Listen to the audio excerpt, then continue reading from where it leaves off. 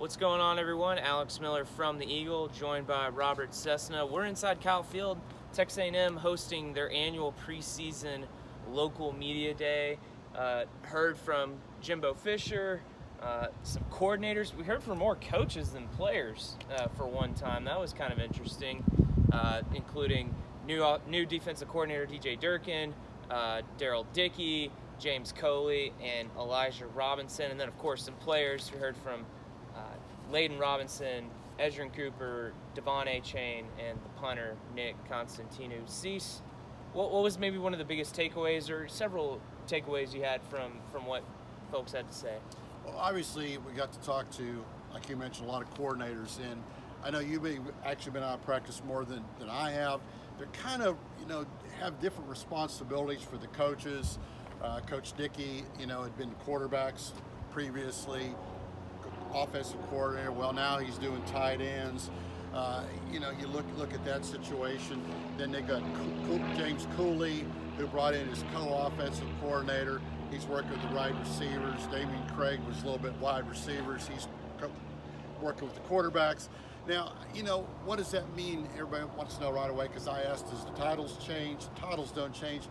I think they're just trying to me, on the outside looking in, just get the most out of everybody's ability. As you mentioned, Craig was a quarterback before. Sometimes maybe it's that age difference, and you could tell who was more impressive really to me was Coach Dickey. He talked for like 12 minutes. You ask him like 3 questions. You can tell he really knows his stuff, and I think his gray matter they're able to use. So a long question, but I think a lot of people want to know what the offense, because right away the quarterback situation. So now you're tweaking the staff. I think it's very important to see how that works over the course of the year, because obviously they are tweaking, because Dickey's not there with the quarterbacks. Obviously, who's going to be the new quarterback? So starting quarterback, not the new quarterback. So I think it's going to be very interesting to watch that dynamic moving forward, Alex. Yeah, I thought one of the more interesting stories that Dickey was telling while he was on the stage was talking about Kellen Mond, and when he knew that things were starting to really click for Kellen Mond, it was when they beat LSU right here in that 7 overtime game, and on that last play, in the fourth quarter with 1 second, when they had to get the touchdown, Jimbo talked with Dickey on, okay, what play are we going to run? Jimbo said what play he was going to run. Hey, let's go ask Kellen what he would run. The two lined up. They said the exact same thing. Of course, he gets the touchdown. The Aggies win in that marathon game.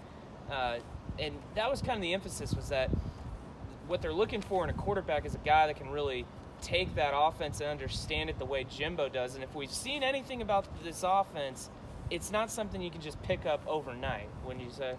Well, all those points you bring up, I think are great, because I think it boils down to is, what have we heard? A lot of people, and you have these deals, and people go, oh, what did you learn today? What did you learn today? You gotta, try to always read the tea leaves. What's behind it? Because everybody's excited right now. Everybody's happy. Everybody's going to go to the college football playoff. Jimbo's laughing. We're all laughing. Why not? I mean, they got all this. They got the #1 recruiting class of all time that came in. So everybody's excited. But you touched on a good deal, I feel, because Dickey talked about when it clicked for Mond. I think what they're trying to do is make it click a lot quicker, whether it's Johnson, whether it's Haynes, or whether it's both them, or whether Wigman, because you have injuries, who knows what's going to happen. But by moving the coaches, I think you're showing the players also, hey, it's easy. You can learn where the tight end needs to be. You need to know where the running backs are going to be. If you're going to be the quarterback, you need to know everything. Well, suddenly he moved his coordinators, offensive coaches didn't change their titles, but moved them around. And you can see Dickey also quickly talked about the quarterbacks, even though quotas with the tight ends.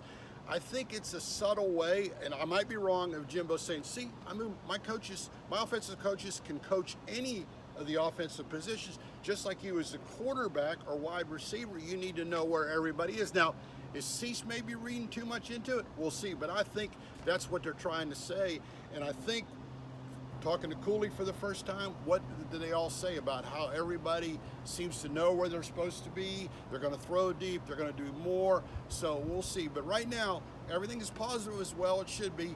And maybe enough about the offense. I was impressed with here for Durkin for the first time, because I thought he felt because everybody likes to know he's got some baggage. He was at Maryland. Sometimes I think you're at the wrong time, wrong place at the wrong time, and then.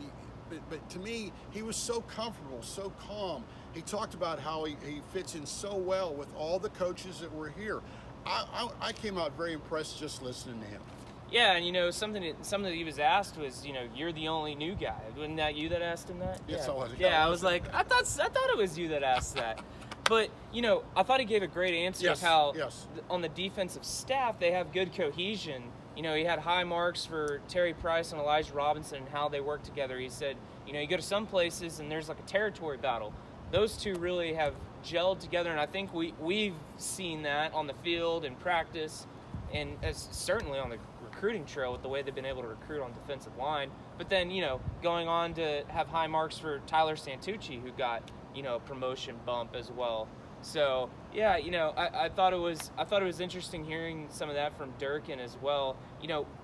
Going back to offense for a second, one of the other big things I thought was emphasized was the explosiveness, the potential to have an explosive offense. That was something that was really hit home, and it's starting to add up when you talk about guys like Devon Achane stepping into that starting running back role. It seems like Evan Stewart is going to be a starter, and everything you hear about him, and just watching what you saw at the spring game and things. I mean, you're really starting to see that come, and this is the best offense we've had. This is the most explosive offense A&M's had. Those were some of the phrases that were used by the coaches and players while they were up there. I thought that was kind of interesting. Without a doubt, because you talked about it, because Cooley and Dickey both talked about explosive plays and really weren't questioned or brought into that. Now, and you think, and I think even when we were out here before today, it was a long day because of picture day, you mentioned,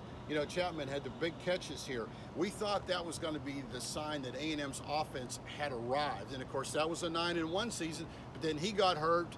Anaya Smith couldn't carry the load all by himself last year. A&M was not explosive last year, even though they had two great 1,000-yard rushers, and if they'd have played all their games, they'd have been 1,000. They weren't explosive. The offensive line maybe wasn't that good.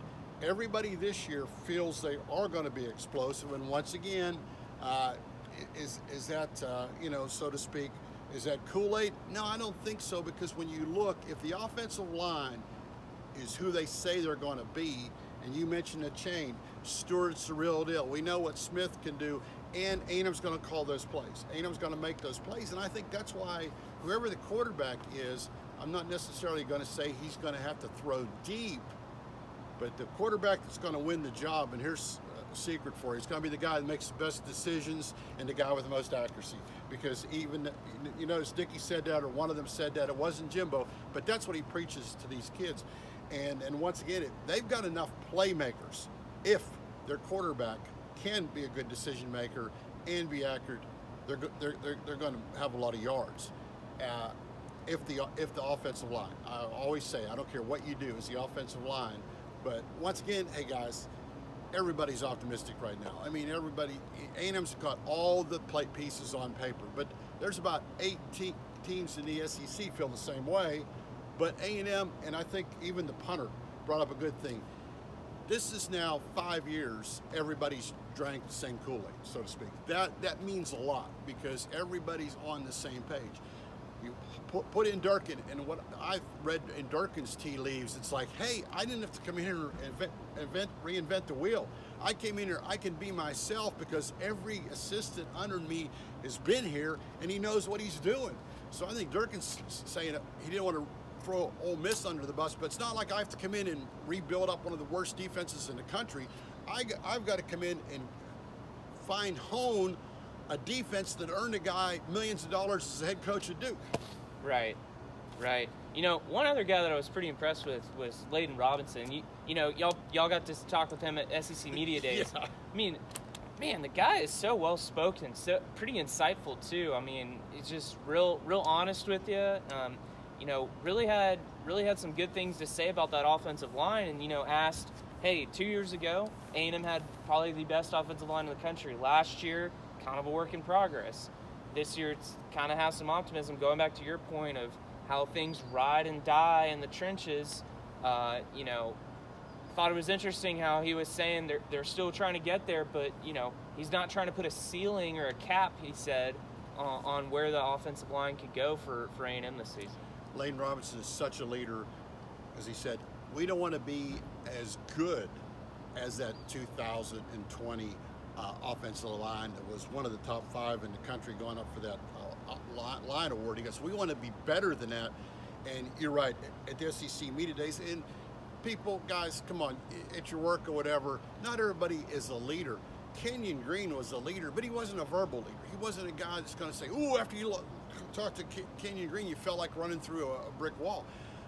Leighton Robertson can run through that brick wall, and he can make you go with you because he's such a verbal guy. Every rider that comes across him says, hey, bring him in every week. That guy's got great things to say, and he also looks like he's the real deal. All right, Cease, you got a story to write. We got press conference video to upload so our readers can see all that we saw. So thanks for tuning in, everyone. Be sure to check theeagle.com to catch all of our coverage from today's media day. For Robert Sess, I'm Alex Miller. We'll see you next time.